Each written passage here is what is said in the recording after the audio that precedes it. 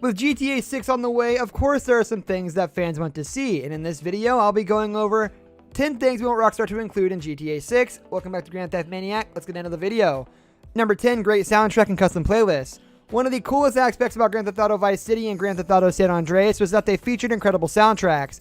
The music was great and perfectly fit the era the games took place in. The soundtracks for the last two games haven't been bad, but they also didn't feel iconic or all that memorable. Regardless of the time period that Grand Theft Auto 6 is set in, we hope that it includes a dope soundtrack. We want diverse radio stations and catchy tunes. And the idea to finally just make your own playlist is a must. Take your favorite tracks from each station and put them all in one convenient place.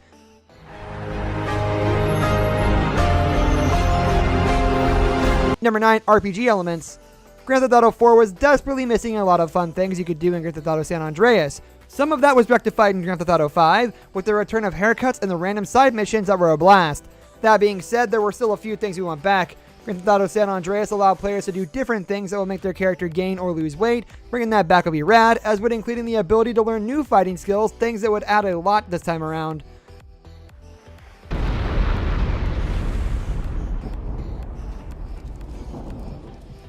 Number 8, improved weather system. This may seem like a small thing to ask for, but think about it. The weather has always been something the games take into account. If it rains, the ground will look and feel sleeker, but with the most recent game being in such a sunny location, things like snow were never really brought into play. We want a weather system that adds new elements and impacts gameplay. Give us blizzards, hurricanes, serious winds, and maybe even an earthquake or two. Most importantly, make sure these things affect how the game is played. It will allow for more variety. That's the only thing that I noticed was different. The clouds, the sky. Number 7, prophecy customization. The main things you're able to customize in these games are your cars and your clothes. Grand Theft Auto 5 added weapons to that list. These aspects are given plenty of options to make your gameplay experience unique.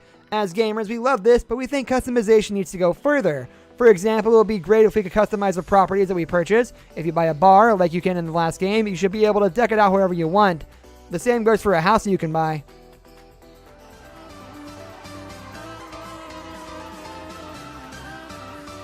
Number 6, improved hand-to-hand combat.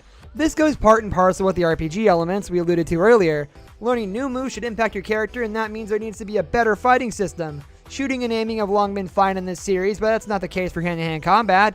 Whenever you try to engage someone in a fist fight, it feels clunky and is never as fun as the rest of the game's many elements. Almost anything that Rockstar can do to this system would feel like an improvement. That's how much work it needs. Don't sit there and try to keep dodging and dodging and dodging, because the more you dodge, the more you put yourself at risk to get fucked. Number 5, a more focused story. It was a lot more enjoyable to play as the 3 protagonists in Grand Theft Auto 5 than it was to play as Niko Bellic in GTA 4. That being said, the plot behind Niko's tale was a more focused one. We want to return to something similar next time around. GTA 5 had a plot featuring government conspiracies and some outlandish moments. As we said, it was fun, but something more coherent and straightforward will be a welcome change of pace. You can still keep the zany elements in the side missions. That main campaign can tell a streamlined story. Alright, that's enough. Just fuck off. Alright then, come on. Number 4, a playable cop. Here's one that is way out of left field. Since the franchise began, we played as a variety of criminals from all walks of life.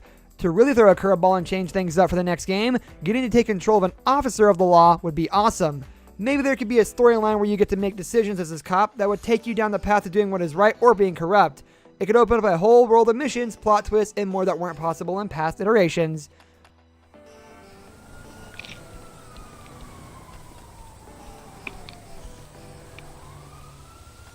Number 3, a female protagonist. This is along the lines of the cop protagonist, but something we want even more. The series hasn't been kind to women. They've mostly been portrayed as villains, prostitutes, and strippers. Having a female lead the story would make this a completely different game. We're not just talking about putting a woman in the kind of story that we've already had. Have the fact that she's a woman be a major part. What goes on in her life? How does her gender impact her criminal lifestyle? Does it make things easier or more difficult? These are the kinds of things this would allow for. Number 2, multiple cities. The world of Grand Theft Auto 5 was a vast one. The map was basically split into the commercial Los Santos and the sparse, more deserted Blaine County. As cool as that was, we're hoping to see things return to the way it was during Grand Theft Auto San Andreas, which was split into multiple cities.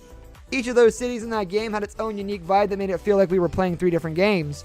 A vibrant city brimming with life, a rural side filled with beautiful fields, an urban area, one with an up-and-coming economy, etc. There are plenty of options that could make this entity special. Number 1, more open world potential. Any situation where we can enter a building in the series is one met with excitement. We get to interact with the world around us. The game already does a good job in this area, but they could do more. It can be frustrating to see locations in the world that you don't have access to. Let's open that up for GTA 6. We don't need each building to be accessible, as that would be a little bit to ask. Instead, we just want to expand on what we already have. The incredibly popular online mode in GTA 5 has shown us a bit of this and how it allows for an expanded amount of activities to partake in, a world filled with what we want most in GTA 6. This brings us to the end of our video. I hope you enjoyed it. Hit like if you did, and don't forget to subscribe to our channel so you don't miss out on any of our videos in the future. Also, watch the 2 videos that are on your screen because I'm sure you'll love them. With that, I'll see you in the next video.